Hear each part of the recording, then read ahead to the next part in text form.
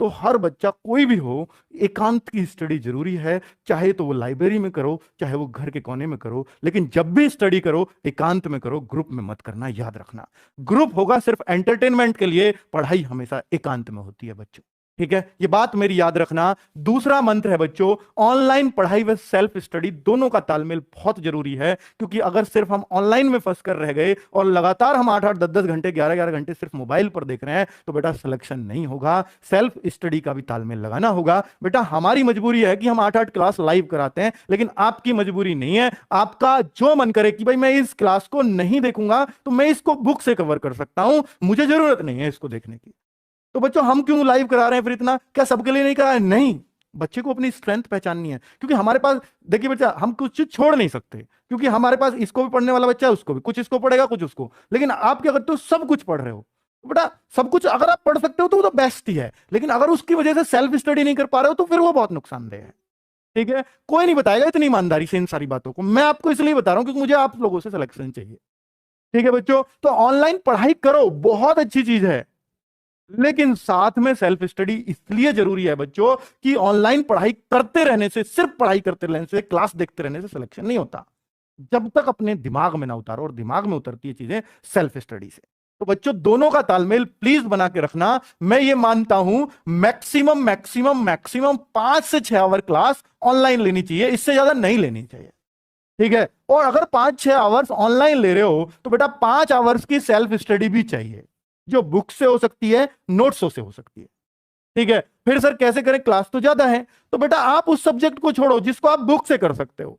आपको लगता है मुझे बुक से और मुझसे क्लास से दोनों से एक सा होगा, तो आप करिए, फिर आप बुक को प्रीफर करिए, क्योंकि इतनी क्लास आप नहीं देख पाओगे, मुझे भी पता है, रेगुलरली तो नहीं देख पाओगे। तो इस तालमेल को उन सब बच्चों ने बहुत बेहतर बैठा रखा था।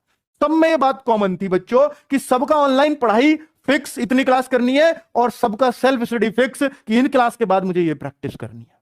ठीक है बच्चों, आगे बात करता हूं बेटा मॉक टेस्ट। ये ऐसा कोई बच्चा नहीं था कल जो सिलेक्शन के बालक आए, सिलेक्ट होके जो दिल्ली पुलिस में जो आए हमसे बात करने मिलने, तो उनमें कोई ऐसा बच्चा नहीं था जिसने मॉक टेस्ट ना दिए हों, मेरे ना दिए हों, किसी और के दिए हों, पर दिए हों।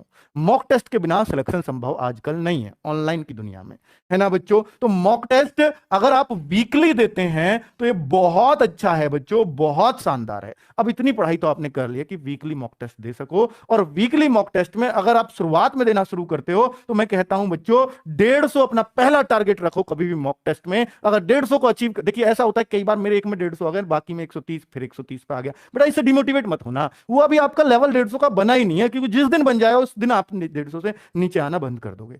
इसलिए डिमोटिवेट मत होना, 130 का ही मेरा लेवल है, वो तो आ गए एक में 150, क्वेश्चन आसान रहे होंगे, लेकिन 150 का बनाओ। पहला टारगेट ये कि मैं लगातार 2-3 टेस्टों में 150 ले आया तो आपका 150 का लेवल है। फिर बेटा अगला टारगेट 180 को अचीव करेंगे हम, कि अब 180 लेके आने। बेटा बहुत टाइम ऐसा होगा कि आपका 1-1 2-2 ही बढ़ रहा है, या 1-1 2-2 घट भी गया, उससे घबराना मत कभी, क्योंकि नंबर हमेशा छलांग मारते हैं। क्या जो आपके मार्क्स है ना, वो कभी भी ऐसे नहीं बढ़ते 1 बढ़ा है 2 बढ़ा है कभी 3 बढ़े हैं, वो छलांग मारते हैं बच्चों। हो सकता है 150 155 बहुत दिन से चल रहे हैं, फिर बच्चों अचानक से ऐसा उछाल आएगा, हो सकता है 170 75 180 तक आप स्टेबल कर जाओ। ठीक है, क्योंकि आप अपनी गलतियों से बहुत सीखते हो। पता है क्यों होता है वो? क्योंकि आप 150 जब ला रहे हो ना, तो आप आते हुए सवालों को बहुत ज्यादा गलत कर रहे हो, बहुत ज्यादा, फिर थोड़ा और कम होंगे अगले मॉक टेस्ट में, फिर 150 आए, फिर लेकिन आते हुए चीजें कम गलत होनी शुरू हो जाएंगी।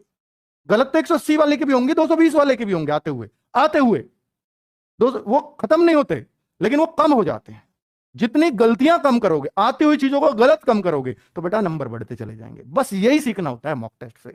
180 आ जाए, फिर अगला टारगेट 200, और फिर 220, और लगातार 3 टेस्टों में आप 220 लेते चले आए तो आप सिलेक्शन के 100% दावेदार बन गए बच्चों।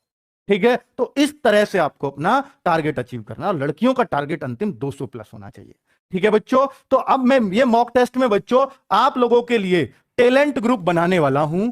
टैलेंट ग्रुप जैसे हमने यूपीएसआई में बनाए, ऐसे ही हम टैलेंट ग्रुप अब इस बार से मॉक टेस्ट में बनाएंगे, और बच्चों उनको हम जरूर कुछ ना कुछ अच्छी चीज भी प्रोवाइड कराएंगे अपनी तरफ से, जो भी गिफ्ट हमारे लिए हमसे बनेगा। जैसे हमने यूपीएसआई वालों को तो फ्री मॉक टेस्ट दिए थे, पूरी टेस्ट सीरीज फ्री कर दी थी टैलेंट ग्रुप वालों के लिए। एक तो आप बच्चों पढ़ाई अपने लिए करो, और फ्री हम बांटें फिर आपको, क्योंकि हमें भी होशियार बच्चों से खुशी होती है बच्चों।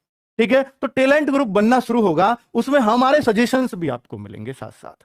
और ये ऐसा नहीं सिर्फ खाकी बैच वाले जो हमसे बैच में पढ़ रहे हैं उनके लिए नहीं, ओपन कंपटीशन चाहता हूं मैं इसको, कोई कहीं भी पढ़ रहा है टेस्ट दीजिए, आके टैलेंट ग्रुप में शामिल होइए, सब बच्चों से आपस में भी जानने का मौका मिलेगा कि ये बच्चा क्या करता है। उसमें हम होशियार बच्चों के कमेंट्स लेते हैं, भाई आप कर क्या रहे हैं, ठीक है। तो लेकिन शामिल वही होगा जिसके अच्छे मॉक टेस्ट में अच्छे मार्क्स आएंगे। वो कितने पे होगा वो हम तय कर लेंगे अपने आप, ठीक है। तो अभी आपने 150, 180, 140 आ रहे हैं, नहीं नहीं, अभी आप उस लेवल को सेट करो कि टैलेंट ग्रुप में आप आओ, ठीक है। पहला टारगेट तो यही होना चाहिए, मोटिवेशन है बस।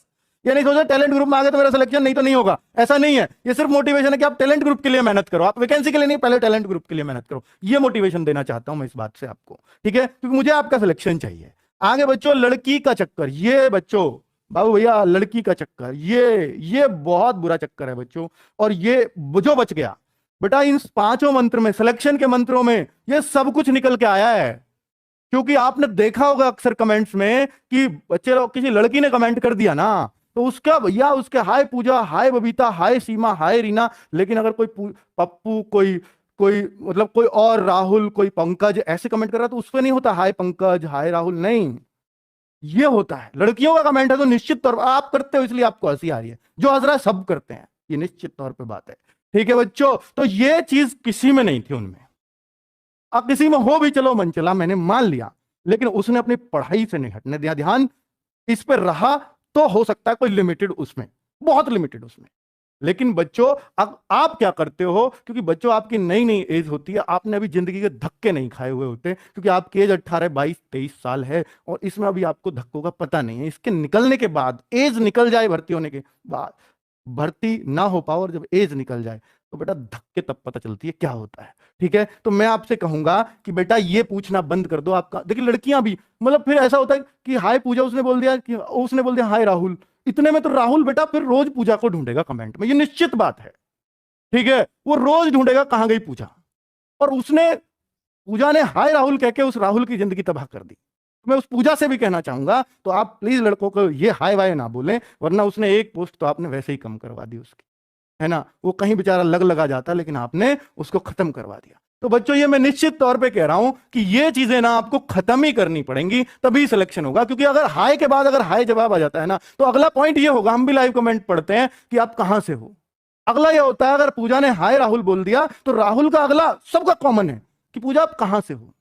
उसने बता दिया कि मैं गाजियाबाद से हूं। अच्छा आप किसकी तैयारी कर रहे हो? अरे यार यूपी पुलिस की क्लास देख रही है वो, आईएएस की तैयारी थोड़ी ना कर रही है भाई। मतलब ये बात चलाने की बात है, इससे होगा क्या?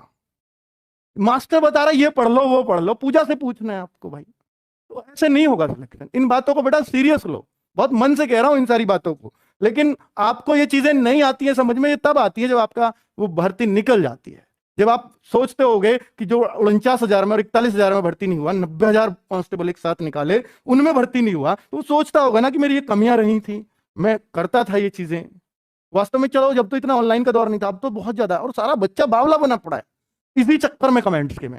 होशियार बच्चा, जो सीरियस बच्चा है, जो सिलेक्शन लेने वाला बच्चा है, वो कमेंट से दूर रहता है, दिखता है, ये याद रखना बच्चों, ठीक है। डेडिकेशन ये तो अद्भुत मिलता है सिलेक्शन वाले बच्चों में, डेडिकेशन तो अद्भुत मिलेगा। चाहे कितना भी हाय पूजा, हाय सरिता, हाय राहुल, कुछ भी हो जाए, वो अपने लक्ष्य से नहीं भटकता। उसको हमेशा याद रहेगा कि भैया पहले यूपी पुलिस से बाद में होती रहेगी, देखी जाएगी, ये तो बस ऐसे ही पूछ लिया मैंने। बेटा वो जो चीज है ना, वो डेडिकेशन नहीं छूटना चाहिए किसी भी परिस्थिति में। भर्ती लेट होती है तो हो जाने दो, मुझे अपनी सीट लेनी है, मैं पढ़ता रहूंगा। कोई भटकाने वाली आए या कोई भटकाने वाला है, कोई दिक्कत नहीं, मैं भटक लूंगा, पर पहले यूपी पुलिस, उसके बाद जहां तू ले जाएगी ले चलूंगा, कोई दिक्कत नहीं है, ठीक है बच्चों। तो ये डेडिकेशन यही होता है कि उसके प्रति जो आपका लक्ष्य है ना, उसके प्रति आप अंधे होके पड़े हो, कोई भी बीच में आया हो वो मेरे इसको नहीं डिगा सकता, है ना बच्चों। तो आपका वही है डेडिकेशन, चाहे वो लड़की हो या लड़का। अगर आप हाई फाई के चक्कर में पड़ गए तो हाई फाई से ज्यादा कुछ नहीं मिलेगा बच्चों, और ये नौकरी और जाती रहेगी।